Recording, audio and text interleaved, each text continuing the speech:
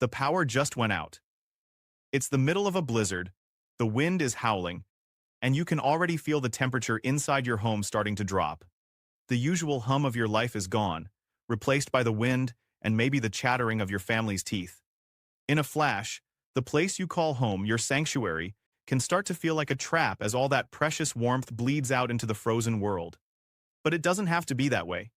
Your home can absolutely be your fortress, a bastion of warmth and safety against the cold. Even when the grid that powers our modern lives has gone completely dark, it all comes down to being prepared. And trust me, it's not as complicated or expensive as you might think.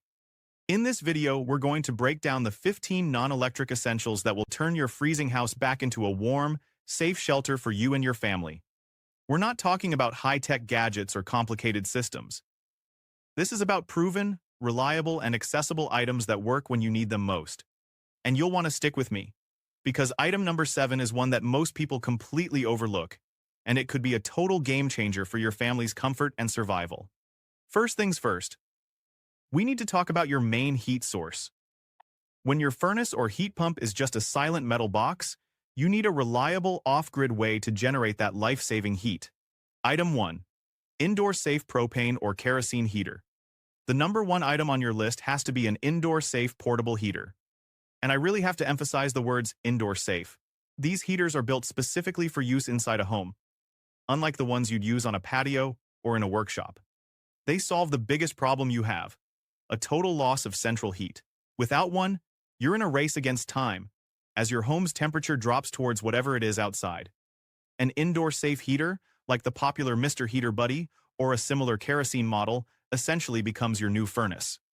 When you're picking one out, you need to look for 2 critical safety features. First, a low oxygen sensor that automatically shuts the unit off if oxygen levels in the room get too low. Second, a tip-over switch, which cuts the power if the heater gets knocked over, a must-have in a house with kids, pets, or just clumsy adults fumbling in the dark. Now, when you use one, you absolutely must have ventilation. Cracking a window an inch or two isn't a suggestion. It's a requirement. This ensures a steady supply of fresh air and helps vent any harmful gases. You also need a battery-operated carbon monoxide detector in the same room. Carbon monoxide is a silent, odorless killer, and the risk goes way up when you're burning fuel indoors. Make sure you store your extra fuel, whether it's propane canisters or kerosene, in a safe, well-ventilated spot outside your main living space, like a shed or a detached garage. This one item is your most powerful tool against the cold. Item 2. A wood stove, or rocket stove. For those who have the option, a wood stove is the gold standard of off-grid heat. It doesn't just solve the heating problem, it offers long-term fuel sustainability. If you live where you have access to wood, a stove gives you a nearly endless source of heat and a great surface for cooking. It turns your home into a truly self-sufficient shelter. Of course, proper installation is everything. You need the right clearances from anything combustible and a professionally installed chimney to vent smoke and carbon monoxide safely outside. It's not a casual purchase. It's a serious upgrade to your home's resilience. For a more portable and efficient option, you could look into a rocket stove. These things are brilliant. They use small amounts of biomass twigs, sticks, little pieces of wood to create intense, focused heat with very little smoke. While they're mainly for cooking, a larger rocket stove can provide some supplemental heat. But again, you have to be extremely careful with ventilation, ideally using it in a fireplace or venting it directly outside.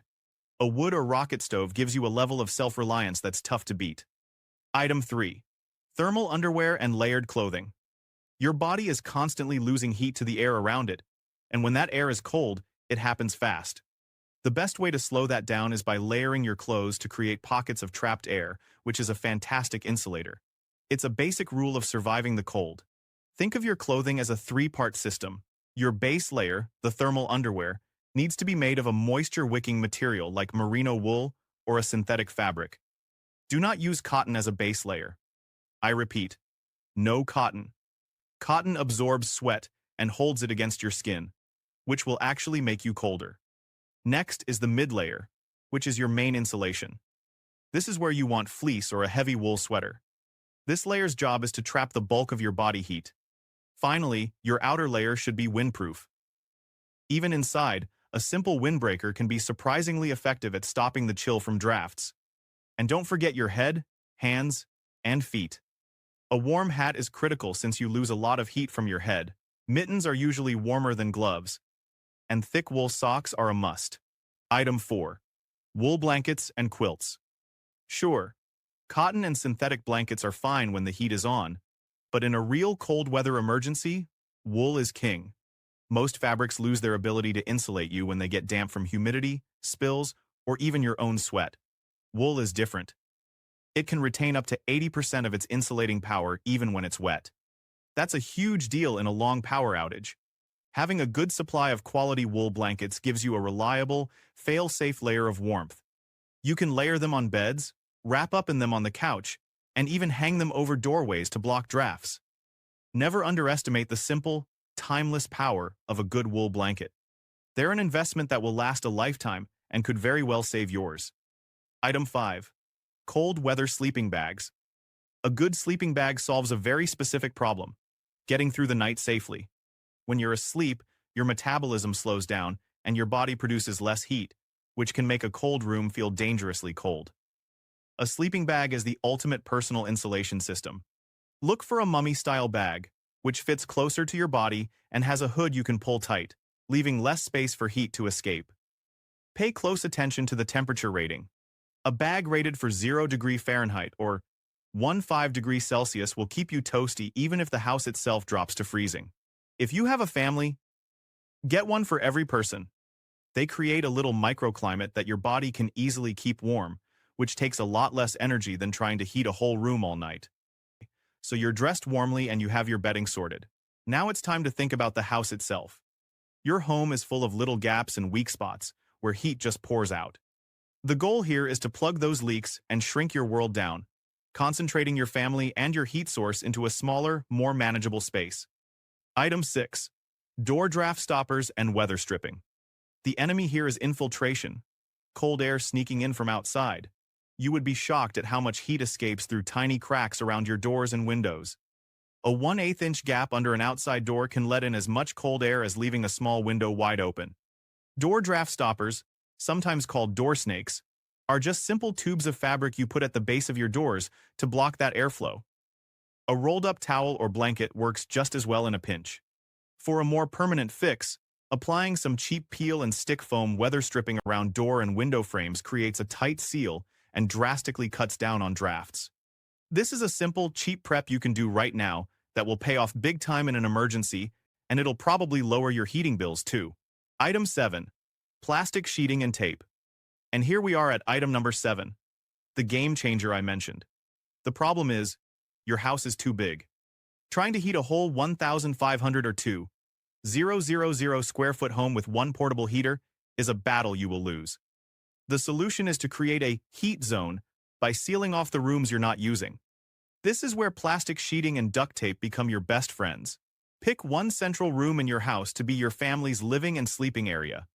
Ideally, a smaller, well-insulated room, maybe one with a south-facing window to catch any daytime sunday. Use painter's plastic or heavy-duty sheeting and tape it over the doorways of this room, creating a barrier. This simple act isolates the space, letting the heat from your bodies and your portable heater actually build up inside that smaller area. You can also use this trick on windows. Taping a sheet of plastic over a window, leaving an air gap between the plastic and the glass, creates a surprisingly effective extra layer of insulation that dramatically reduces heat loss. This technique is a core principle of surviving a winter power outage. Item 8. Tent or canopy. Inside the house. This takes the idea of a microclimate to the next level. Sometimes you need an even smaller, more insulated space, especially for sleeping. The solution? Pitch a tent right in your designated warm room. A small 2 or 3 person tent set up in the living room can become an incredibly warm and cozy shelter. The small space traps the body heat of everyone inside, and the tent's fabric provides yet another layer of insulation from the colder air in the room. The temperature inside a tent can easily be 10 to 15 degrees warmer than the surrounding room just from body heat alone. This works especially well for kids and can help turn a scary situation into a fun indoor camping adventure. If you don't have a tent, a classic blanket fort built over a table or between chairs can do the same job. All right, We're about halfway through our list. If you're finding this information useful and it's getting you thinking about your own plans, do me a quick favor and hit that like button. It really helps the channel get this message out to more people who need to hear it. And if you haven't already, consider subscribing. We're all about giving you practical, no-nonsense advice to keep your family safe. Now, let's get back to the list. Beyond your main heater, there are a bunch of low-tech and no-tech ways to add extra warmth to your space. These items are simple, reusable, and don't need a single spark of electricity. Item 9. Hot water bottles or heated bricks. Slipping into icy sheets can chill you right to the bone and make it impossible to get to sleep. The answer is a targeted, passive heat source. And the classic hot water bottle is a perfect example. If you have a way to heat water on a wood stove, a camp stove, whatever, filling a rubber hot water bottle can provide hours of cozy, radiant heat. Stick one at the foot of a sleeping bag or hold it in your lap, and the comfort is just incredible. An even more old-school but effective method is the heated brick. If you have a fireplace or a wood stove, place a few clean bricks near the heat source but not directly in the fire, since trapped moisture can cause them to crack or even explode. Once they're good and warm, wrap them in a thick towel to avoid burns, and place them at the foot of your bed. They'll radiate a gentle, steady heat for hours. Item 10. Mylar emergency blankets. You've probably seen these space blankets. They're designed to tackle radiant heat loss. Your body is constantly radiating heat outwards, and a Mylar blanket is designed to reflect up to 90% of that heat right back at you. Now, they're not a replacement for a good wool blanket. They don't breathe well and can feel a bit clammy, but their versatility is off the charts. You can wrap one around yourself as an extra layer. You can tape them over windows or on walls to reflect heat back into your room. You can even line the inside of your tent to make your microclimate even more efficient. They're incredibly lightweight, cheap, and take up almost no space, so there's really no excuse not to have a dozen of them in your emergency kit. Item 11. Heavy curtains or thermal drapes. Windows are one of the biggest culprits when it comes to heat loss in a house. Glass is just a terrible insulator. Thermal curtains are specifically designed with a special backing to create a barrier that stops heat from escaping and cold from getting in. If you already have them, make sure you close them as soon as the sun goes down. During the day, open the curtains on any south-facing windows to let in all that free solar heat, then close them at dusk to trap it inside. If you don't have thermal curtains, any heavy blanket or quilt you can tack or tape over a window will have a similar, significant insulating effect. Item 12. Wool socks and insulated slippers. Cold feet can make your entire body feel cold. That's because your feet and hands are the first places your body restricts blood flow to in order to keep your core warm. It's a survival mechanism, but it leaves your feet feeling like ice.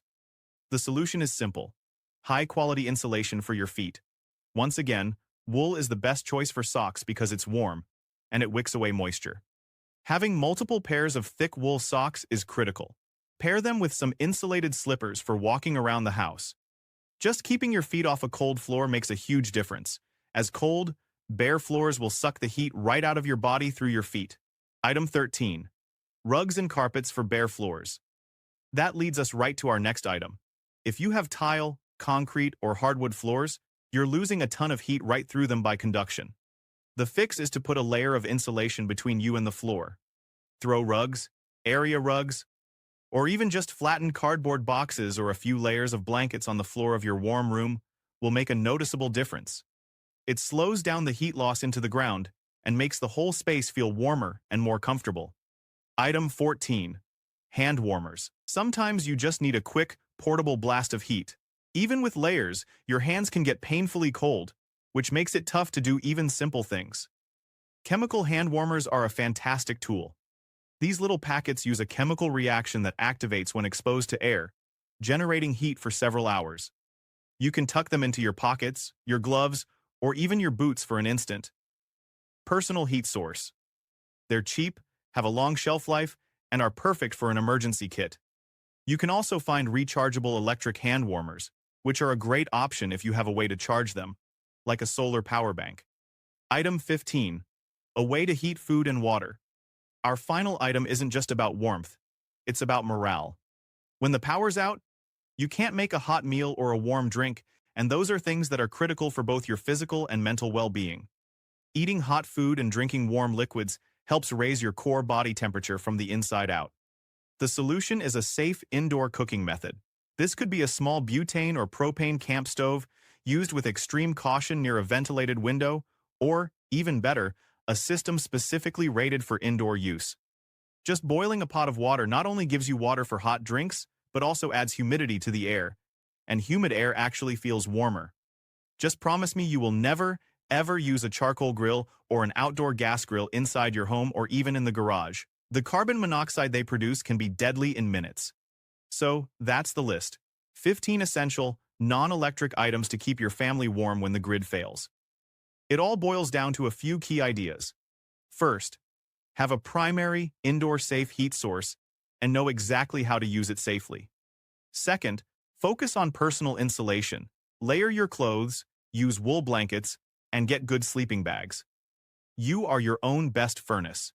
Third, seal your shelter. Stop drafts, insulate windows, and shrink your living space down to one warm room. And finally, use those smaller tricks, hot water bottles, hand warmers, and hot meals to maintain comfort and morale. The world outside might be frozen and dark, but with a little preparation, your home can stay a beacon of warmth and safety. This isn't about being scared. It's about being capable. It's about taking control when you might otherwise feel helpless.